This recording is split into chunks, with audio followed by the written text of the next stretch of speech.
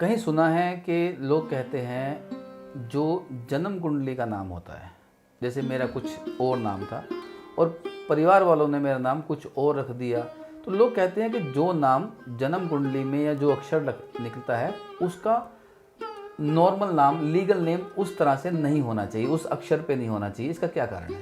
इस सवाल से पहले ये चर्चा कर लेते हैं कि नाम होता क्या है। चलिए बताइए, नाम क्या होता है? अच्छा, आपके पास कोई व्हीकल होगा, समझिए आपके पास एक कार है जी। कल्पना करते हैं उसका नंबर 1 2 3 4 है, ठीक है। और कार के मालिक आप हैं, आरसी पे आपका नाम लिखा है। वो कार अगर आप मुझे बेच देंगे तो आरसी पे नाम मेरा आ जाएगा, कार का नंबर बदल जाएगा?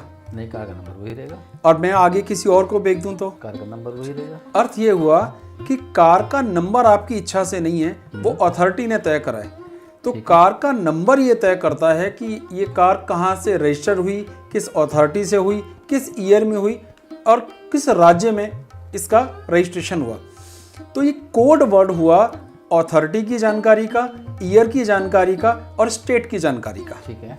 ठीक इसी तरह जो हमारे पास 27 नक्षत्र और उनके 4 चरण यानी कुल 108 हैं, तो हमने हर एक के सिंबॉलिक तौर पर समझने के लिए एक कोड अक्षर रख दिया, जैसे का, की, कु और के।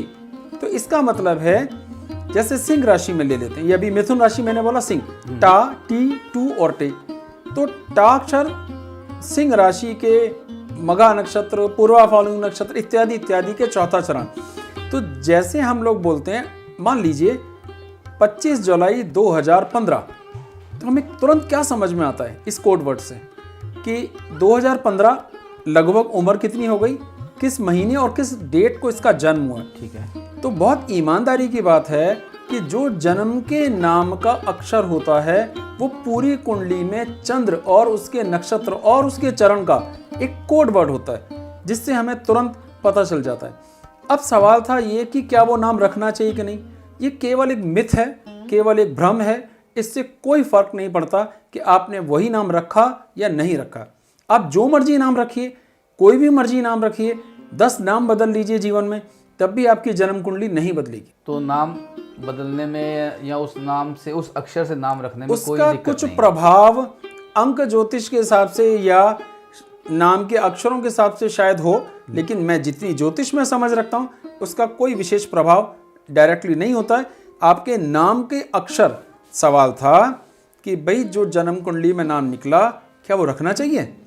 बिल्कुल रखिए या बिल्कुल मत रखिए, आपकी मर्जी, इससे कोई प्रभाव नहीं पड़ता। ठीक है। मैं फिर से एक बात कहता हूँ, मान लीजिए मेरा एक घर है और उस घर का जो नंबर है वो है D33, लेकिन मैंने अपनी इच्छा से उसके बाहर पंडित जी निवास लिख दिया, मेरी मर्जी। ठीक है। तो क्या पंडित जी निवास लिखने से चिट्ठी उसी एड्रेस पर आ जाएगी? नहीं, चिट्ठी आएगी D33 पर। अच्छा, वो मकान मैंने आपको बेच दिया, तो आप सबसे पहले D30D को कुछ नहीं कर सकते। आप नेम प्लेट बदलेंगे और अपने नाम की लगाएंगे, तो क्या आपके नेम प्लेट लिखने से कभी चिट्ठी आ जाएगी? डाकिये को कोई फर्क नहीं पड़ता इसमें कौन रहता है। डाकिये को सिर्फ ये देखना है कि इसका एड्रेस क्या है, और एड्रेस गवर्नमेंट ने आपको दिया है, आपकी मर्जी से नहीं मिला। तो इसलिए आप उसमें पंडित जी निवास लिखिए, खन्ना साहब का निवास लिखिए, राधे श्याम जी का लिखिए, कोई फर्क नहीं पड़ता, चिट्ठी D33 पर ही आएगी। ठीक है। अब चिट्ठी की बात अगर करते हैं तो चिट्ठी की बात में एक बात है, कुछ लोग ये कहते हैं न्यूमरोलॉजी पे जाते हैं, कुछ लोग हस्तरेखाओं पे जाते हैं। क्या न्यूमरोलॉजी और हस्तरेखा दोनों ही ज्योतिष का हिस्सा हैं? इन्हें सामुद्रिक शास्त्र कहते हैं, और इस सामुद्रिक शास्त्र का अर्थ है समुद्र, जिसका बहुत बड़ा विस्तार है।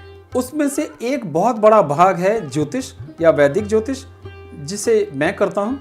न्यूमरोलॉजी और पामिस्ट्री यानी हस्तरेखा वो मेरे विषय नहीं है, इसलिए उस विषय में मैं कुछ नहीं कह सकता। ठीक है। तो आप ये कह रहे हैं कि वो ज्योतिष का हिस्सा है? निश्चित रूप से हिस्सा है। जो लोग उनके जानकार हैं वो भी अपनी सटीक ज्योतिष के हिस्सा नहीं है, सामुद्रिक शास्त्र का हिस्सा है। जैसे स्कूल में हम बहुत से सब्जेक्ट पढ़ते हैं, कम से कम 2 लैंग्वेज पढ़ते हैं, हिंदी, इंग्लिश या कोई और लोकल लैंग्वेज, लेकिन हर सब्जेक्ट का एक एक्सपर्ट टीचर होता है जो इंग्लिश पढ़ाते हैं, कुछ एक्सपर्ट टीचर होते हैं जो हिंदी पढ़ाते हैं। तो इसका अर्थ ये नहीं है कि वो सब्जेक्ट नहीं है, लेकिन मैं केवल हिंदी का टीचर हूँ, इसलिए मैं हिंदी पे ही चर्चा कर सकता हूँ। आप ऐसा समझें। दोस्तों, आज बात हुई पंडित अरविंद गौड़ जी से। कृपया कमेंट बॉक्स में लिखिए कि आप क्या जानना चाहते हैं। किए हुए कमेंट्स हमारे लिए बहुत ज़रूरी हैं ताकि हम पंडित जी को दोबारा बुला सकें आपके प्रश्नों के उत्तर देने के लिए। कृपया हमारे चैनल को सब्सक्राइब कीजिए, लाइक कीजिए, शेयर कीजिए